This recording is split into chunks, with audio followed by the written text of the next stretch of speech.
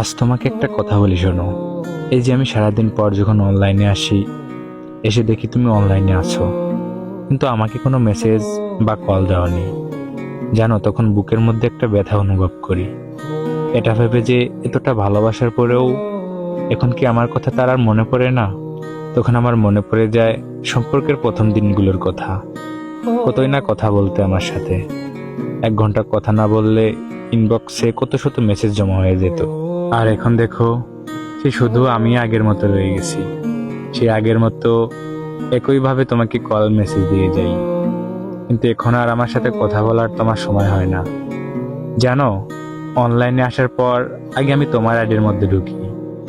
যখন দেখি তুমি অনলাইনে আছো কিংবা একটু আগেই অনলাইন থেকে বের হয়ে গেছো, আমাকে মেসেজ দাওনি বা কল দেওনি, তখন যে কষ্টটা পাই সেটা তোমাকে কখনো বলে বোঝাতে পারবো না।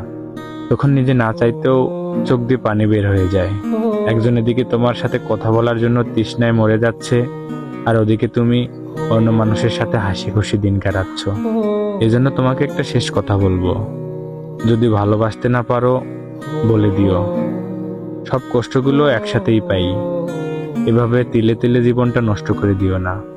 এমন কষ্ট দিও না যেটা সহ্যের বাইরে। তুমি ভালো করে জানো আমি তোমাকে ছাড়া থাকতে পারি না, তবুও তুমি আমাকে কষ্ট দিয়ে যাচ্ছ।